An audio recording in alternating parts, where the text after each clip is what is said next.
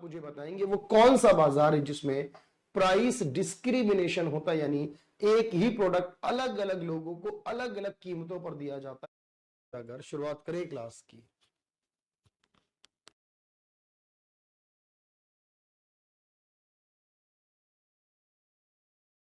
चलिए एक बार सभी लोग जल्दी से कमेंट कर दें कि मेरी वॉइस आ रही है आप लोगों के पास। और बिल्कुल फ्राइडे सर पिछली बार क्लास थी और आप आए नहीं थे, बट आज की क्लास में हम पिछली क्लास से आगे का पोर्शन कंप्लीट करने वाले हैं सर, और आज बात करने वाले हैं बाजार के बारे में। चलिए वो आ जाएगा बिल्कुल अलबास, मैंने आज ही वो सब कुछ ठीक कर दिया है, आ जाएगा आपके पास। चलिए मेरी बात सुनिएगा ध्यान से। तो सवाल ये था कि सर हमने बाजार पढ़ा था पिछले लेक्चर के अंदर। मैं 2 मिनट आप लोगों से सवाल कर लेता हूं, जवाब आपके तैयार होने चाहिए। आप मुझे 5 सवाल के जवाब देंगे लगभग, और मुझे बताइए कि ब्रेक इवन पॉइंट जनरली किसे कहा जाता है, इसका मीनिंग क्या है, ब्रेक इवन पॉइंट का मतलब क्या होता है।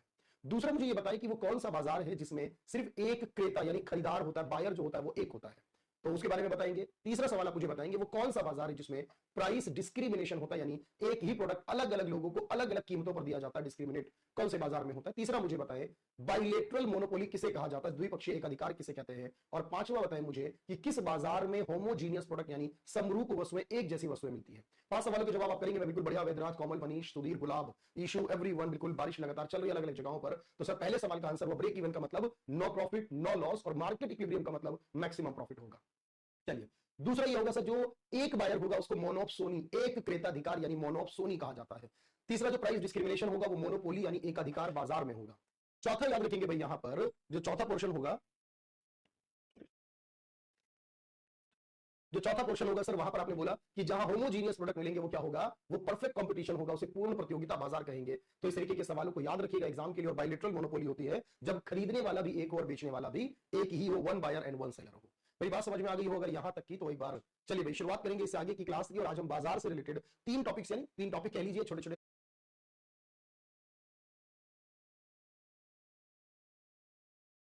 अपलोड करा दी है, आप वहां से ले सकते हैं। और उसके अलावा बाकी आपकी जो क्लास की पीडीएफ है वो आपको लगातार ओके। किस बाजार में जो प्रोडक्ट, आप बात समझेंगे ध्यान से, मुझे बताएं कि जब हम बाजार के बारे में बात करते हैं, मैं 5 सवाल पूछूंगा आपसे बाजार से रिलेटेड, आंसर करिएगा मुझे। किस बाजार में जो प्रोडक्ट मिलते हैं वो हेट्रोजीनियस यानी कि डिफरेंट होते हैं, हेट्रोजीनियस प्रोडक्ट किस बाजार में होते हैं। दूसरा बताएं मुझे, जब हम किसी भी बाजार में कहते हैं कि वहां पर प्राइस रिजिडिटी है, कीमत कठोरता है, वो कौन सा बाजार होता है। तीसरा आप मुझे बताएंगे किस बाजार के अंदर किसी भी फर्म को एंट्री या एग्जिट करने नहीं दिया जाता, कोई ऐड नहीं हो सकता, कोई रिमूव नहीं हो सकता। तीसरा पॉइंट ये हुआ। चौथा पॉइंट मुझे बताएं कि मार्केट इक्विलिब्रियम का फॉर्मूला क्या होता है, मार्केट इक्विलिब्रियम का फॉर्मूला क्या होता है। और पांचवा सवाल आप मुझे बताएंगे कि जब हम बाजार में बात करते हैं सर, और बाजार के अंदर जब हम कहते हैं कि हम उस स्थिति में हैं जहां पर हम अपने एडवर्टाइजमेंट कॉस्ट नहीं करते हैं, कंपनी के अंदर कोई एडवर्टाइजमेंट करने की जरूरत नहीं पड़ती है, तो बताइए वो कौन सा होता है। पांचवा पॉइंट ये होगा। बिल्कुल विनीत, जो भी होगा सब करेंगे, ऑब्वियस है, कोई डाउट नहीं रहना चाहिए उसमें। तो सवाल क्लियर है सर। यहाँ पर पहली बात हम याद रखते हैं सर, जिस बाजार में हेट्रोजीनियस प्रोडक्ट होते हैं वो मोनोपोलिस्टिक कंपटीशन कहलाता है। दूसरा प्राइस रिजिडिटी होती है ओलिगोपोली बाजार में, किसी को एंट्री और एग्जिट नहीं करने दिया जाता। मोनोपोली में, एक अधिकार बाजार में, मार्जिनल कॉस्ट और मार्जिनल रेवेन्यू बराबर होती है, उसे कहते हैं मार्केट इक्विलिब्रियम। और लास्ट पॉइंट मैंने जो पूछा आप लोगों से वो ये था कि एडवर्टाइजमेंट की जरूरत नहीं पड़ती है परफेक्ट कंपटीशन के अंदर। बिल्कुल भाई कुमकुम, चलिए बताऊंगा मैं बिल्कुल। अच्छा अगला सवाल देखेंगे ध्यान से कि सर हमने कल प्रोडक्शन कॉस्ट और रेवेन्यू पढ़े थे, मैं उनसे भी रिलेटेड 5 सवाल पूछ लेता हूं आप लोगों से, और आप मुझे एक एक करके उसका आंसर करेंगे जल्दी से। पहला सवाल, मैंने आपसे कहा था कि किसी भी तरह का प्रोडक्शन करने के लिए हमें 4 फैक्टर्स की जरूरत होती है। वो 4 फैक्टर्स क्या होते हैं प्रोडक्शन करने के, पहला। दूसरा मुझे बताओगे कि मार्जिनल कॉस्ट क्या होती है, सीमांत लागत किसे कहते हैं। तीसरा मुझे बताओगे कि प्राइस हमेशा किसके बराबर होता है, प्राइस जो होता है, कीमत जो होती है, वो हमेशा कौन सी वैल्यू के बराबर होती है। चौथा मुझे बताओगे कि जब हम कहते हैं कि हम एक ऑप्शन को चुनते हैं और दूसरे ऑप्शन को छोड़ देते हैं, जो सेकंड अल्टरनेट हम छोड़ देते हैं उसकी लागत को क्या कहा जाता है। 4 सवाल। और पांचवा सवाल मेरा ये है कि प्रोडक्शन और उसके फैक्टर के बीच जो रिलेशन होता है उसे क्या कहा जाता है। 5 सवालों के आंसर आप मुझे करेंगे। पहला सवाल ये था, लैंड, लेबर, कैपिटल और एंटरप्रेन्योर चाहिए सर हमें 4 फैक्टर। जितना टोटल कॉस्ट में चेंज होगा या जितना वेरिएबल कॉस्ट में चेंज होगा या जितनी एडिशनल कॉस्ट होगी उसको मार्जिनल कॉस्ट कहेंगे। प्राइस हमेशा एवरेज रेवेन्यू यानी एआर के बराबर होगा। और मैंने आपसे कहा कि प्रोडक्शन और उसके फैक्टर में जो रिलेशन होगा उसे प्रोडक्शन फंक्शन कहा जाएगा। बात क्लियर होगी यहां तक। तो बस इस तरीके से आपको याद करनी है सारी चीजें, और उसे अवसर लागत कहते हैं सर जब हम एक अल्टरनेट को सेलेक्ट करके दूसरे को छोड़ देते हैं। अपॉर्चुनिटी कॉस्ट कहते हैं इंग्लिश में। तो रिवीजन जरूरी होता है। मुझे लगता है कि आप चाहे 5 मिनट कम पढ़ लो या 5 मिनट ज्यादा पढ़ लो, कोई फर्क नहीं पड़ता, लेकिन अगर आप रिवीजन नहीं करते तो मुश्किलें बढ़ेंगी आपके लिए ना भाई। अब मेरी बात समझना यहाँ पर ध्यान से, मैंने आपसे ये कहना था कि चलेगा भाई, बिल्कुल चलेगा। वैद्यनाथ करंट अफेयर चलती है क्लासेस, वो फ्री बैच आप देखो, फ्री कैटेगरी में जाकर वहां मिलेगा आपको। अब मेरी बात समझने की कोशिश करेंगे सबसे पहले कि आज मैं आपको पढ़ाने वाला हूं डिमांड और सप्लाई के बारे में। आज ये दोनों चैप्टर हम फिनिश करेंगे, लेकिन थोड़ा सा टेक्निकल होगी चीजें, तो मैंने आपसे एक ही बात कहनी है, बिल्कुल ध्यान से सुनो, समझो, जितना मैं बताऊं सिर्फ उतना सुनो।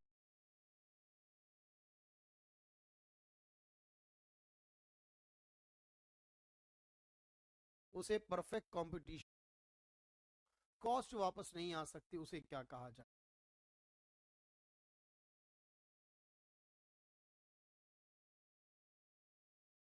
के लिए, क्योंकि जीके जो है जितनी प्रीवियस ईयर में पूछी गई अगर आप उतनी भी कर लेते, गुलाब, सुधीर, अलबास, क्लियर है, रेयर अमाउंट में, और भी बहुत सारे सोर्सेज हैं जीके, वो काफी हो जाएगा। लेकिन आज हम बात करने वाले हैं सर, कल हम पढ़ रहे थे डिमांड और सप्लाई, और उससे पहले पढ़ा था बाजार, प्रोडक्शन कॉस्ट और रेवेन्यू के बारे में।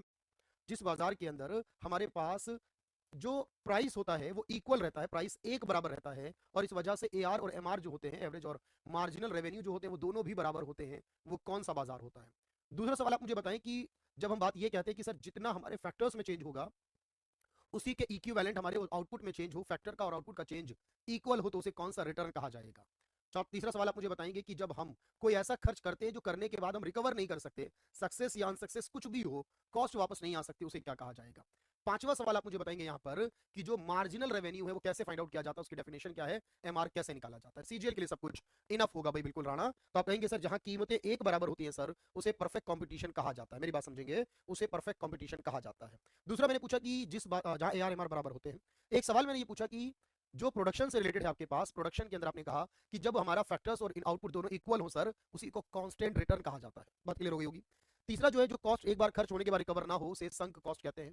बिल्कुल राणा बोलेंगे एक बार, और उसके बाद मैंने कहा लास्टली जो मार्जिनल रेवेन्यू होता है सर, मार्जिनल रेवेन्यू का मतलब है change in total revenue, total revenue में जो चेंज होगा उसे मार्जिनल रेवेन्यू कहा जाएगा।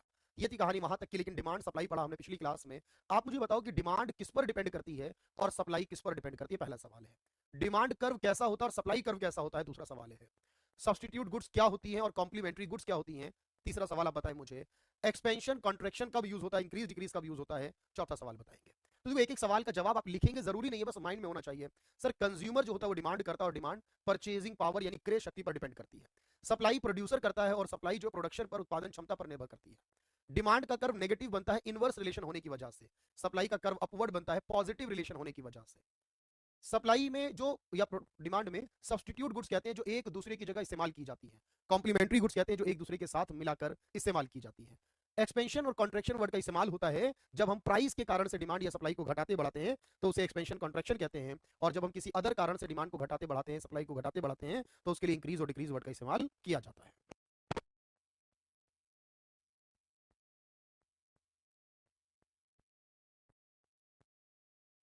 डिमांड और सप्लाई का सेकंड पोर्शन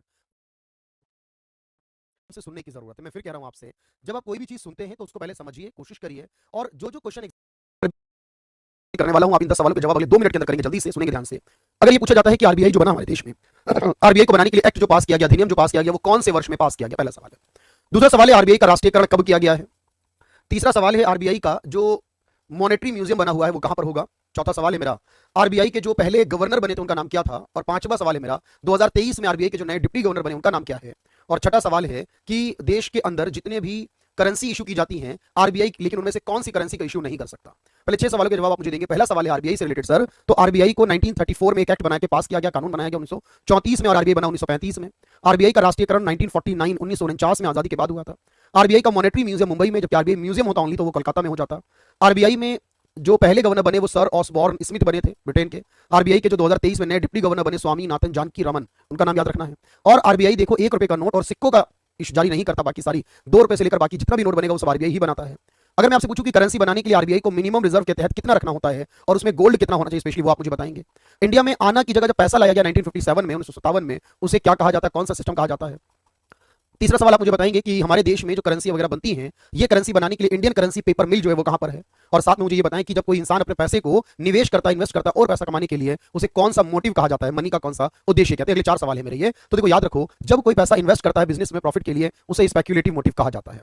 जो करेंसी बनाई जाती है हमारे देश में, उसकी पेपर मिल होशंगाबाद में यानी मध्य प्रदेश में आती है। जो रिजर्व रखना होता है 200 करोड़ रुपए का होता है, जिसमें गोल्ड 115 करोड़ का होना मैंडेटरी है, जरूरी है। और उसे कहते हैं, जब आना की जगह पैसा लॉन्च किया गया 57 में, डेसिमल सिस्टम उसे कहा जाता है, दशमलव पद्धति उसे कहा जाता है। तो कल आपने जो पढ़ा उसके 10 सवालों से आपको काफी हद तक रिवाइज हो चुका होगा कि सर किस तरह से एग्जामिनर पूछता है सवालों को। और अब हम अगले सवाल की बात करेंगे। सर पहले मनी का एक सेगमेंट जो कल नहीं किया हमने आज करने वाले हैं, और उसके बाद बैंकिंग पे भी बात करूंगा।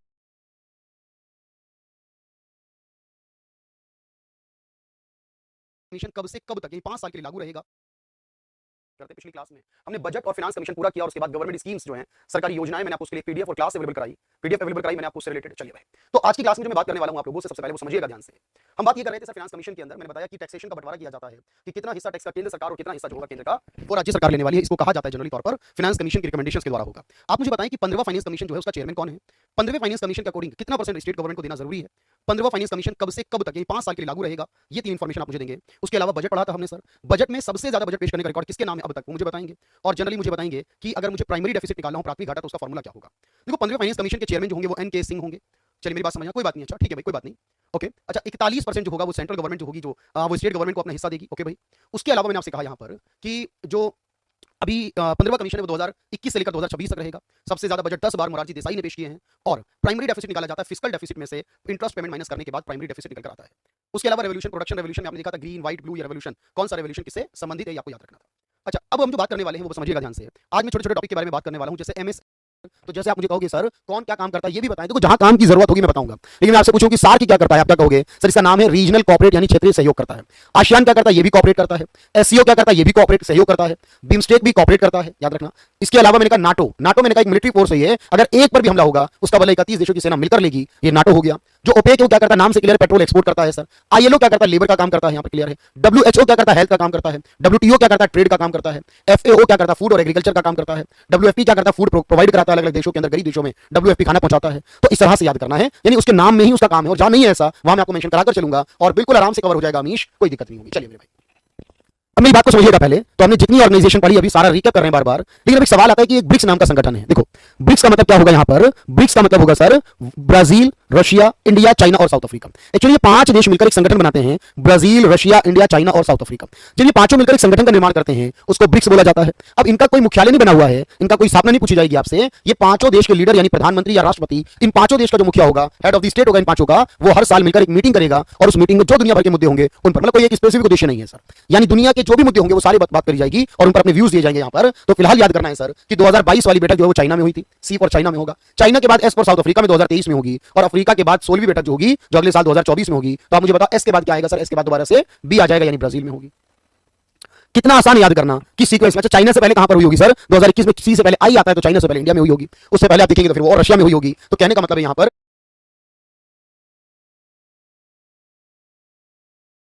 टॉपिक किए हुए हैं, लेकिन मेनली आपको ऑर्गेनाइजेशन पर आधारित 10 सवालों को जवाब देना होगा। पहला क्वेश्चन आप मुझे बताएंगे कि सार्क जो है उसकी पहली मीटिंग, पहला सम्मेलन जो था वो कहां पर हुआ था। दूसरा बताएंगे मुझे आसियान के अंदर 11वां मेंबर देश कौन सा जुड़ चुका है, 11th मेंबर कंट्री कौन बनी है आसियान की। तीसरा क्वेश्चन मुझे बताएंगे यहाँ पर बिम्स्टेक कितने देशों का संगठन है, BIMSTEC, जिसका मुख्यालय ढाका में है, वो कितने देशों का संगठन है। उसके अलावा चौथा क्वेश्चन मुझे बताएंगे G7 की मीटिंग 2022 में कहां पर हुई थी, और साथ में G20 जो आएगा सर अब की बार, G20 की बैठक जो भारत में होने वाली है उसके लिए इंडिया ने शेरपा किसे बनाया। 5 सवाल हो गए मेरे। तो याद रखना सर पहली मीटिंग जो थी वो बांग्लादेश के ढाका में हुई थी सार्क की। आसियान का 11वां देश टिमोर लेस्ले या ईस्ट टिमोर भी कहते हैं उसे। बिम्स्टेक 7 देशों का जिसका मुख्यालय ढाका में है। G7 की मीटिंग 2022 वाली जर्मनी में हुई थी, 2023 की जापान और 2024 की इटली में होगी। G20 2022 में इंडोनेशिया में, 2023 में इंडिया में और 2024 में ब्राजील में होगा। इसके शेरपा अमिताभ कांत होंगे। अगले 5 सवालों को सुनेंगे और आंसर करेंगे मुझे। इंटरनेशनल कोर्ट ऑफ जस्टिस जो नीदरलैंड के हैग में बना है, इसमें कितने जज होते हैं, टोटल नंबर ऑफ जज कितने होंगे। दूसरा क्वेश्चन है मेरा, यूएनओ की जो सेक्रेटरी है एंटोनियो गुटेरेस, वो कौन से देश से बिलोंग करते हैं। तीसरा सवाल है WTO, WHO और ILO इन तीनों का मुख्यालय कहां पर है। चौथा सवाल है मेरा, यूरोप में कितने देशों की करेंसी यूरो चलती है। और 5वां सवाल है, और नहीं मिली वो आज आ जाएगी शिवांगी, एक्चुअली वो फाइल सेट हो गई क्योंकि वो एरर आ गया था कल क्लास में, मतलब एरर मतलब फाइल सेव नहीं हो पाई तो वो टाइप करनी पड़ रही है, टाइप कर आपको वो फाइल मिल पाएगी, यानी वो एज इट इज सेव नहीं हुई जैसे नॉर्मली हम करके भेजते हैं हर बार। लेकिन मेरा आखिरी सवाल ये है आपके पास कि जो हमारे पास नाटो नाम का संगठन है सर, नाटो में लेटेस्ट कंट्री जो ऐड हुई वो कौन सी है। देखो यूएनओ का जो इंटरनेशनल कोर्ट ऑफ जस्टिस बना है सर वो नीदरलैंड में, उसमें 15 जज होते हैं, याद रखना। एंटोनियो गुटेरेस का संबंध पुर्तगाल से है। WTO, WHO और ILO ये तीनों का मुख्यालय जेनेवा स्विट्जरलैंड में आता है। इसके अलावा मैंने कहा यूरोप में 20 देश हैं यूरो को अपनाते हैं, क्रोएशिया लेटेस्ट इंक्लूड हुआ था सर इसमें। और आखिरी सवाल मैंने जो पूछा आप लोगों से वो कौन सा है बताएं मुझे, नाटो के अंदर फिनलैंड को इंक्लूड किया गया। ऐसे क्वेश्चन आपसे पूछेगा एग्जाम में, और मुझे लगता है कि इन सवालों में कोई परेशानी आपको नहीं होगी। लेकिन आज की क्लास में मैं क्या कराने वाला हूं, ध्यान से समझना मेरी बात। आज हम एक्चुअली 2 काम करेंगे और ये 2 काम बहुत छोटे छोटे से हैं, जनरली मैं क्लास में नहीं कराता हूं इस चीज को, लेकिन आपकी क्लास में कराने वाला हूं। क्या होता है सर, देखो लगभग हमारे पास 10 ऐसे पॉइंट हैं जो हमारे एसएससी के एग्जाम में हमने देखा, प्रीवियस ईयर में कई बार हमें मिल जाते हैं, और उसमें हमें बहुत ज्यादा याद नहीं करना होता, सिर्फ एक सवाल पूछ लेता है कि ग्रेशम लॉ क्या कहता है। देखो क्योंकि हम कोई इकोनॉमिस्ट नहीं बनना, हमें इतनी ज्यादा डिटेल नहीं चाहिए, लेकिन अगर ये पूछ ले कि ग्रेशम लॉ क्या कहता है, मान लो 4 स्टेटमेंट दे दे हमें ग्रेशम लॉ के बारे में, पूछेगा लॉरेंस कर्व क्या इंडिकेट करता है, फिर लाफर